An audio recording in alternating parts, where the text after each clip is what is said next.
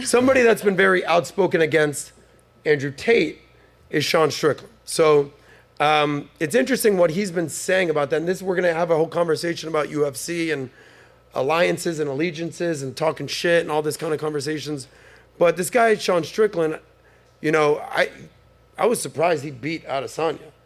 Because I was at that UFC fight when Trump walked in a year ago where Israel Adesanya knocked that dude out.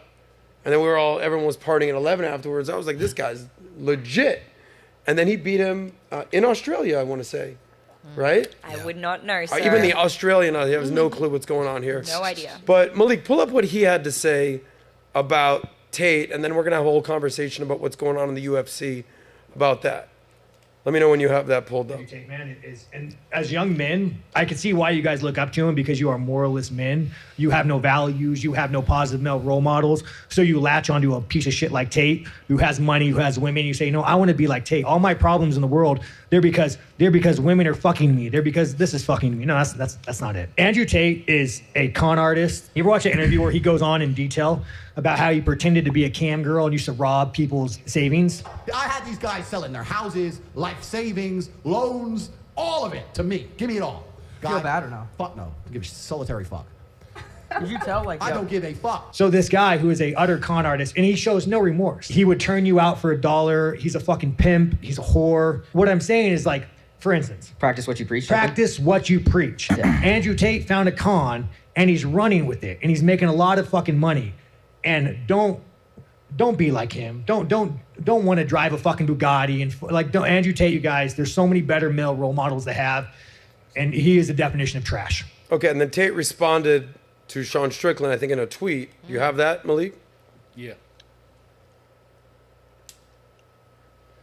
Nat, see if you can read this. He says, so he says, hate me on a podcast, but then copies everything I teach. I'm not mad. Glad there's more people who understand. We must free minds. So I'll say this, and then I want to get Colby's thoughts on everything Sean Strickland's saying and his sort of personality and online bravado.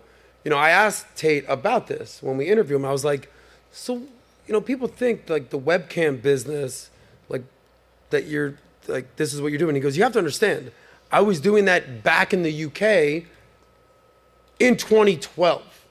So like everything that you think is going on with this guy Tate, it's not recent. Everything he's been focusing on recently is the Hustlers University and the real world, everything he's been doing in Romania. So a lot we're talking about is 10, 15 years old. So Sean Strickland, what's your relationship with Strickland? What are your thoughts on what he's saying about Tate? Yeah, you know, he was washout in my division. He couldn't handle it in my division. He got beat up, knocked out, you know, so he had to leave divisions because he couldn't cut it. So, you know, I think he's a bum. He's been hit in the head too many times. He's got CTE, so. Straight up. Yeah, straight up. Anything that guy says, you can't follow along. That guy's going to end up literally probably killing someone someday. He's under investigation right now in Vegas. Some drunk guy was wandering the streets in Las Vegas, like near his home. He goes outside the home, pistol whips the dude in the middle of the street. And so he's under like crazy investigation in Vegas right now. He's going to be going to court. So we're really going to take that guy's opinion on something? Really? So in summary, you're a big fan. No, so he was a welterweight. He was in your division. That's what, 175 and under? What is that? 170 pounds and under. 170 and under. And then he went to what, 185? He went to 185 because he couldn't cut it at 170. Everybody knows in the world, like most men are like 170 pounds and below. That's the premier division. So those are the most athletic specimens, the quickest, strongest, fastest athletes in the world. So he couldn't cut it in our division. He got beat up a couple times and knocked out. So he's like, hey, let me try and go against these slower guys in the bigger division. And, you know, he had a little success, but doesn't mean he's a rock star like he thinks he is. And for those of you that aren't necessarily familiar with like who's in this division, you were the welterweight champion at one point. Usman's in this division. We've had him on the podcast. Your old friend, we don't necessarily need to go there. Masvidal's in this division. I know you fought him, and we know what happened there. He's definitely not in this division. He can't perform no more. The guy's past his age, so now he's looking for little freak show boxing events with, you know, that he's about to partake in, because he can't cut it with the alphas, the real specimens in the UFC anymore. Got it. So Sean Strickland, this guy couldn't cut it, but you now see him dude, I don't know if he's crazy. I don't know if this other guy's crazy. But he got in the ring with this guy Sneako recently. Oh, yeah. And Sneako's been on the show before. I'm sure some of you guys have done content. He blocked me on with Twitter. Sneako before. He blocked you. No, right? Why'd he block you? Because I called him out for being a hypocrite. What did you say? He talks about how people shouldn't take drugs. He's on Adderall, which I don't think is, you should, if you have ADHD, you have ADHD, but it's one thing to be like saying nobody should be taking it. It's a drug for the weak-minded, and then doing it yourself. He talks about being religious, but like he doesn't practice any Muslim values. I'm pretty sure he hasn't read more than 2 pages of the Quran. He just purports all these values. I even know, like, on a personal level, he tells people, like, oh, no, it's just, like, basically for the grift. I think he's a huge grifter. It's okay if you have different opinions than me. I will talk to you about it. I will debate it with you. Amy knows I do that all the time. Yeah.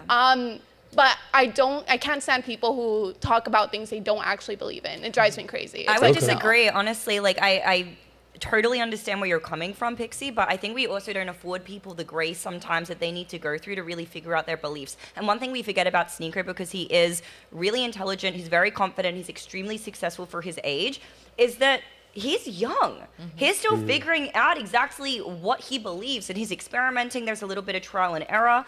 But I think, like, overall, I think he has good intentions, and I think that he's a very wise man, and give him another 10 years, and I think we'll really see that wisdom, like, come to fruition. I think right now he's figuring it out, and he's in a very public arena while doing so. Yeah. So By it's the very way, I easy fully to agree with criticize. you. When we did the podcast here with Sneako, I caught heat because I was like, look, what you're saying right now, I guarantee you, bro, you're going to evolve. Because he's probably 25 right now. Yeah, he's like so 28. How old are you? I'm 24. Okay, so and I support values I don't what I said to him was the following. I said, look, whatever you're saying right now, you're going to evolve. Why? Because I was also a loudmouth comedian, 24, 25-year-old, saying whatever the hell I wanted to say. There's nothing wrong with Of changing course it, you're going to evolve. And then everyone's like, why are you trying to big bro him, bro? Like, I was like, but look at him now. He's evolving. Anyway, play this clip and we'll get your opinion, Farha.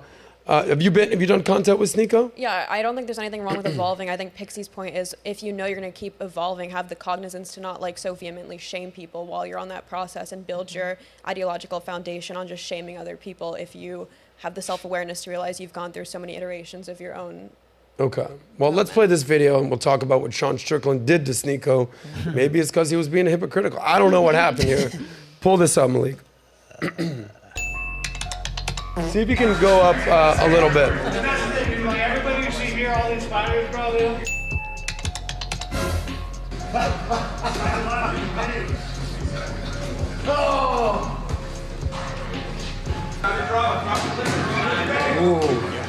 Have you seen this before, Colby? No, I didn't. You haven't seen this? I saw like a little bit of the clip, the ending, yeah. Yeah, wait till the end. Yeah.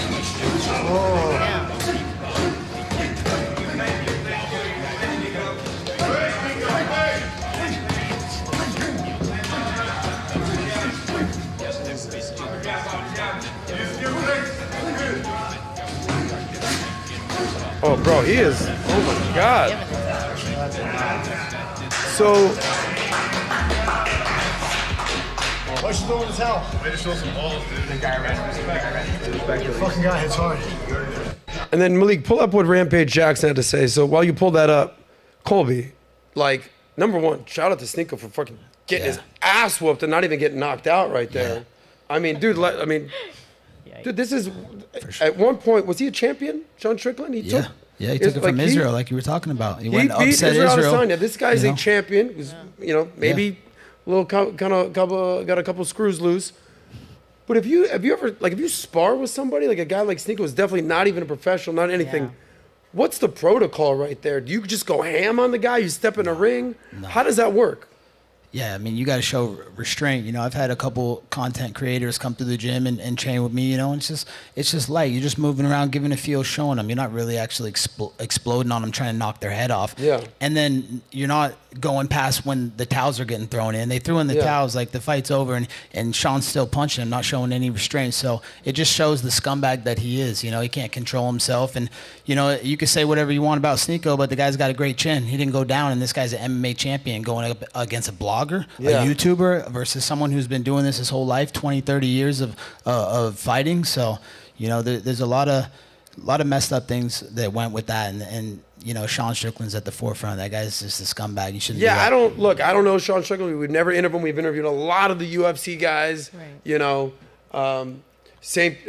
George St. Pierre. We've had Ngannou on. We've had Usman on. We've had Colby Covington on. Yeah. We just had, right before the fight, we had Sugar Sean O'Malley. We've had all these guys. Mm-hmm. I've never had a conversation with Strickland.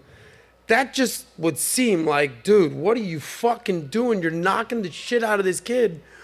Would you say that most UFC fighters would frown upon that and say the same thing that you're saying about Strickland? 100%. Every fighter looked at that and they were like, "Oh my God, that's despicable. That's disgusting. Like, what are you doing? You're a trained fighter." Yeah. The guy doesn't train every day. He's barely ever probably put on a pair of boxing gloves before. Right. He does this thing on the internet and he makes his money that way. So, and then to go into this profession against this guy and then him just to go 100%, like, who are you trying to prove? We get paid millions of dollars to do this stuff. So why are you trying to take off some guy in a sparring session where, you're just supposed to just play and go light with each other? What happens if he actually gave him a concussion? Because I think Sneako said if he had a concussion. What happens if he had a brain injury? Like, could there be some liability there? Definitely, but I don't think on those facilities where it happened, it was at the UFC Performance Institute. Oh, yeah. So you could see that Forrest Griffin was in the background. He's the one that pulled Sean off him. So I know Sneako had to sign some waiver when he went in there. They don't mess around at those multi-billion-dollar facility of the UFC. So.